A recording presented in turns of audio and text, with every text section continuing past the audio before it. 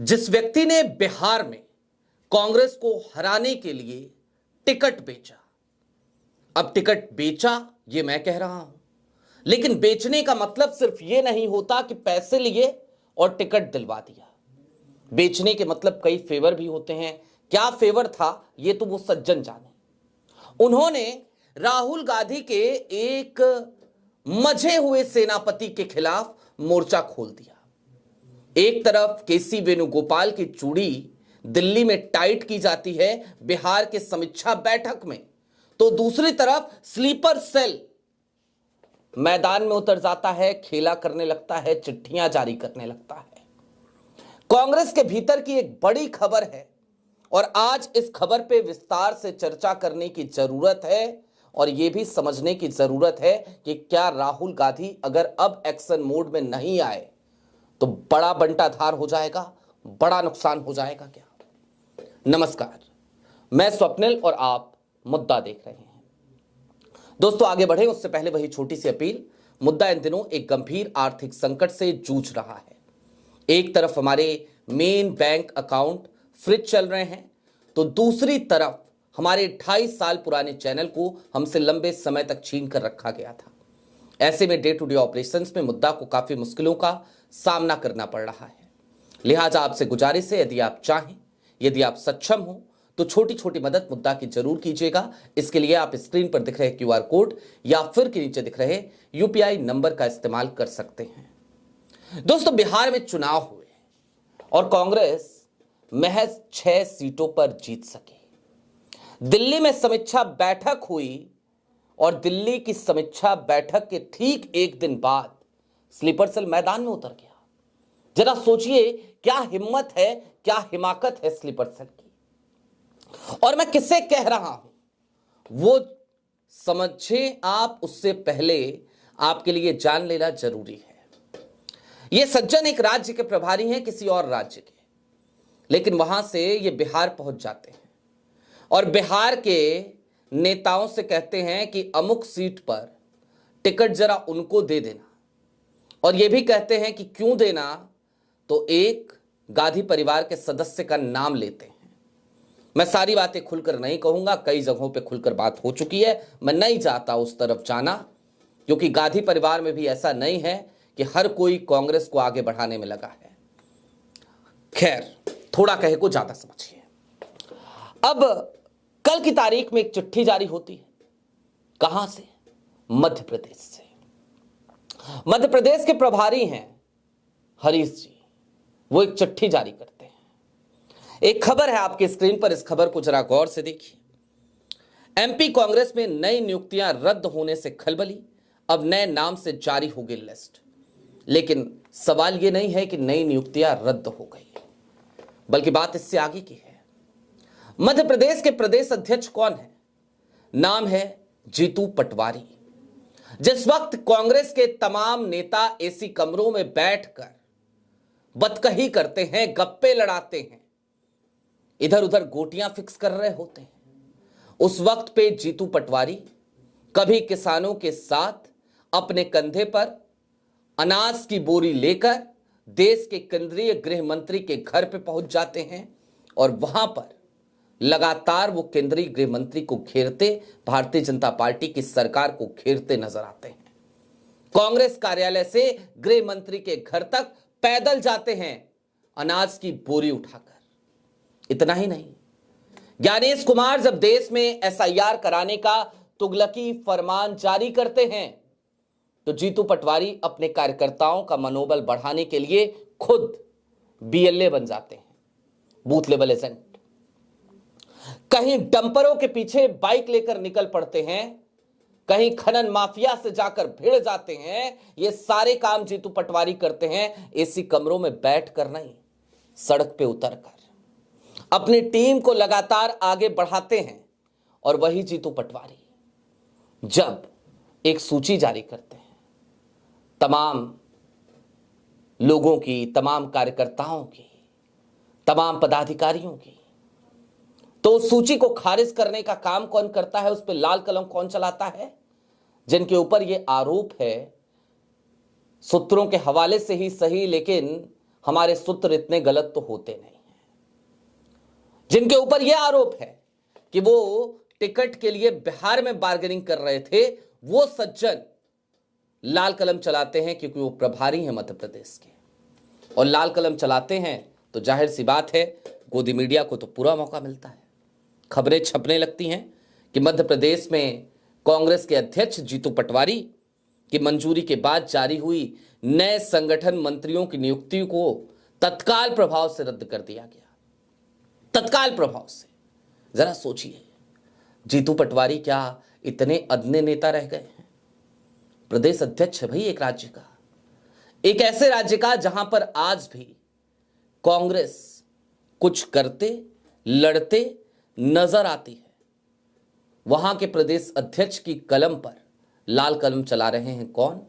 दिल्ली से भेजे गए हरीश चौधरी साहब। उपलब्धि क्या है पूछिए मत। पंजाब के प्रभारी थे, बंटाधार कर दिया पंजाब में, अब मध्य प्रदेश के प्रभारी हैं। मध्य प्रदेश के प्रभारी हालिया दिनों में ही बनाए गए हैं, ऐसा नहीं है बहुत पहले से थे, लेकिन पंजाब का बंटाधार करने के बाद मध्य प्रदेश के प्रभारी बने, और मध्य प्रदेश के प्रभारी रहते हुए बिहार गए थे। दोस्तों, यह खबर क्यों मायने रखती है जानते हैं? कहने को तो यह 2 लाइन की खबर है।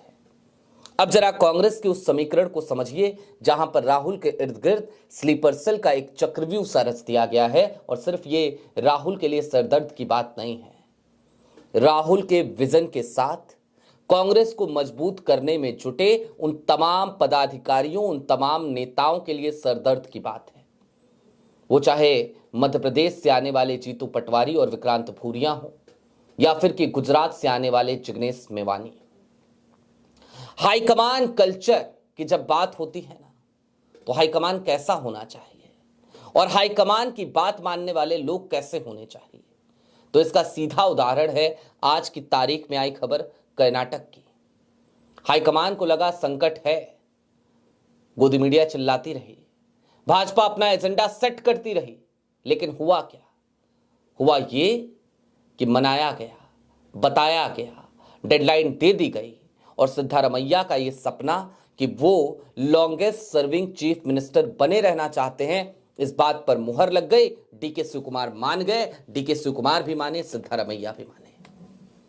ये होता है हाईकमान और हाईकमान से नेताओं का रिश्ता। कांग्रेस जैसी पार्टी जिसमें इतना आंतरिक लोकतंत्र है कि जो लोग बार बार राहुल गांधी के ऊपर, कांग्रेस के ऊपर सवाल उठाते हैं, उसके बावजूद वो तमाम लोग पार्टी में बने रहते हैं। जो पार्टी का बंटाधार कर रहे होते हैं, उन तमाम लोगों को लगातार मलाईदार पद मिलते रहते हैं। वो तमाम लोग जब भी उन राज्यों में जाते हैं जहां के वो प्रभारी या जहां के पदाधिकारी बना के भेजे जाते हैं दिल्ली की तरफ से, वहां जाकर होटल के कमरों में रहते हैं, कांग्रेस के खर्चे पर एसी गाड़ियों में घूमते हैं, बदकही करते हैं। वो तमाम लोग लगातार कांग्रेस में बने रहते हैं। ये तो आंतरिक लोकतंत्र है। अब दोस्तों, केसी वेणुगोपाल को भले ही राहुल गांधी ने कमरे से उस दिन बाहर निकाल दिया था, भले ही केसी वेणुगोपाल के लिए यह एक बड़ी शर्मिंदगी का सबब था। बिहार की समीक्षा बैठक में भले ही राहुल गांधी ने कृष्णा अल्लावरू पे भरोसा जता दिया था, लेकिन इन सब के बावजूद आज की तारीख की कड़वी हकीकत तो यही है कि केसी वेणुगोपाल ऐसा लगता है जैसे अपनी उस शर्मिंदगी का बदला सा ले रहे हैं। राहुल गांधी के सेनापति के साथ इस तरीके की हरकतें, एक प्रदेश अध्यक्ष के साथ। गुजरात में देखिए जनाक्रोश रैली चल रही है, लेकिन वहां पर भी आप देखिएगा किस तरीके से स्लीपर सेल खेल करता नजर आएगा आने वाले दिनों में। पश्चिम बंगाल में चुनाव है, केरल सबसे ज्यादा महत्वपूर्ण, केरल की बात करनी जरूरी है। आपको याद है बीते दिनों एक ऑडियो लीक हुई थी, एक रवि साहब हैं, पालेदो रवि, ऑडियो लीक हुई, इस्तीफा दिया। उसके बाद क्या हुआ जानते हैं आप? केसी वेणुगोपाल के खासम खास माने जाते हैं ये। ऑडियो लीक होती है, इस्तीफा देते हैं, उसके बाद एक महत्वपूर्ण कमेटी बनती है, उसमें फिर से उनका नाम आ जाता है। ये तो हाल है, ये तो चक्कर है, ये तो चल रहा है। संगठन महासचिव इसी तरीके से तो कांग्रेस को चला रहे हैं। और जो प्रदेश अध्यक्ष अपने प्रदेश में संगठन को मजबूत करने की कवायद में लगे जाए, उसके ऊपर बस कैसे भी लाठी चला दो। दो राज्य हैं जहां के प्रदेश अध्यक्ष लगातार लगे हुए नजर आते हैं। एक उत्तर प्रदेश है, एक मध्य प्रदेश है। मैं हिंदी बेल्ट की बात कर रहा हूं। दो ही राज्य हैं और इन दो राज्यों में अजय राय, उनके साथ भी ऐसा नहीं है कि बहुत कुछ अच्छा हुआ। अजय राय आपको लड़ते दिखते हैं ना, जमीन पर उतरते दिखते हैं ना।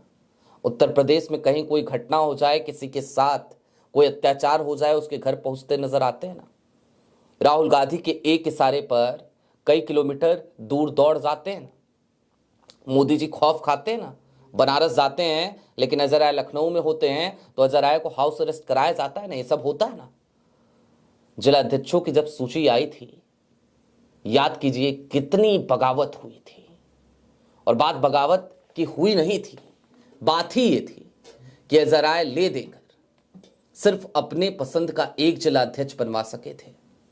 बाकी सारे जिला अध्यक्ष गांधी परिवार की एक सदस्य, उन सदस्य के कुछ साथी उनके इशारे पर बने थे, ऐसा लोग कहते हैं।